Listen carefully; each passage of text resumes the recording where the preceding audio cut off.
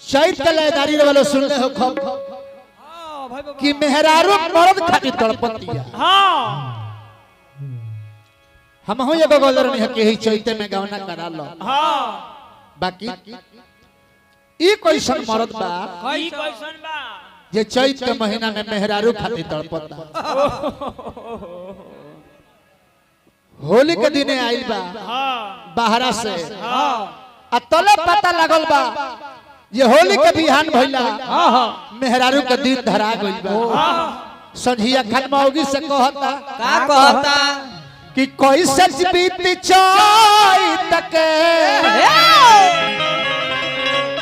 अरे कैसे बीत चैत के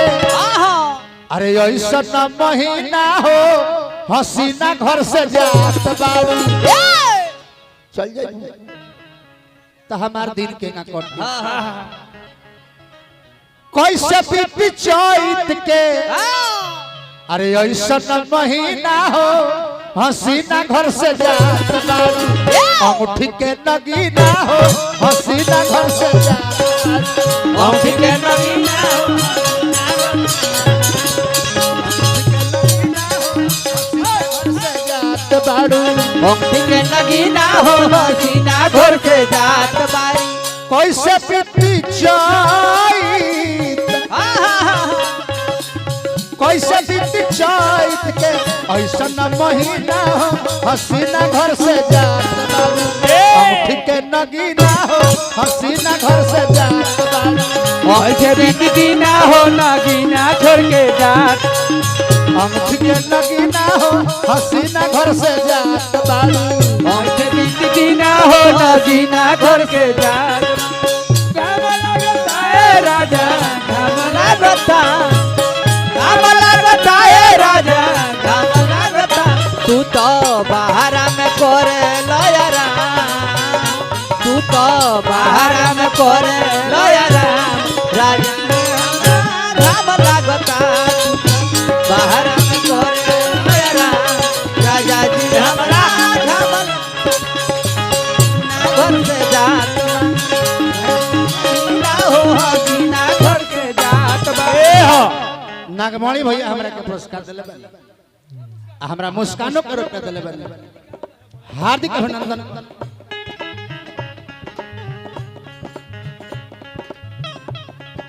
कहत मारदा कि अरे पगली हमरा बाबूजी के ना बुझाई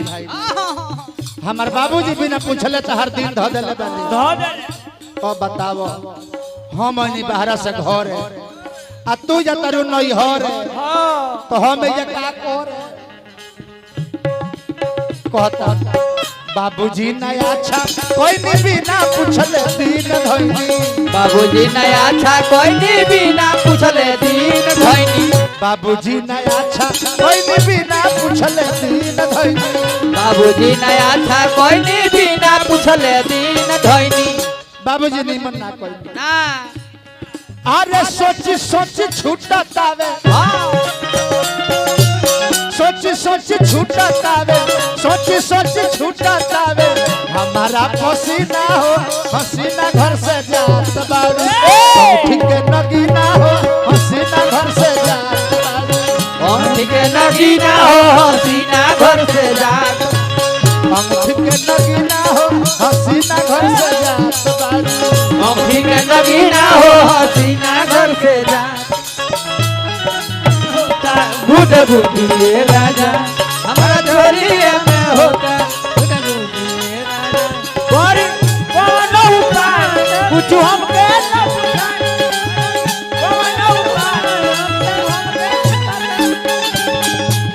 ओए सादा रजना नाए राजा हमारा झोलिए में होता बुध बुधिए राजा हसीना घर से नगीना हो हसीना घर से और कहता का कहता अरे पगली जियौले रखी बाबूजी से कह के आपन दिन ताराबाई दो बाबूजी से कह के आपन दिन धारावाई लो ताराबाई का करवाई दो का कहतरू ए राजा जी का कहत रुए रानी जी शादी भइला 5 साल भइल हाँ। तबे से तो रोवे घरे बानी हाँ। आज कितना दिन बाद हमार भाई आइल बा हाँ। आ रोवर बाबूजी दिन ध देले बा जाए दिन भला 10 दिन बाद फिर उन्हें से तो लौट का आए करे के बा भइले के संग चल जा हम का जाए दी तू ही तो नहीं जाए दो मत जा आज भर तू ही जा बाबूजी से कह के अपन दिल तारा भाई दो बाबूजी से कह के अपन दिल तारा भाई दो कह के अपन दिन करा बाबूजी से कह के अपन दिन तारा भाई दो करवाई दो अल्लाह की जागले से हमर दिया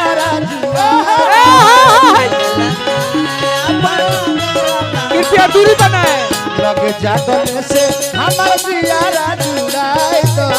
लग जागले से हमार हियारा जुराई दो चुमा दे के खुश कर दो चुमा दे के खुश कर दो ललसा हसीना हो हसीना घर से जात बा। अंगूठी के नगीना हो हसीना घर से जात बा। अंगूठी के नगीना हो हसीना चल के जा अंगूठी के नगीना हो हसीना घर से जात बारू अंगूठी के नगीना हो हसीना चल के जा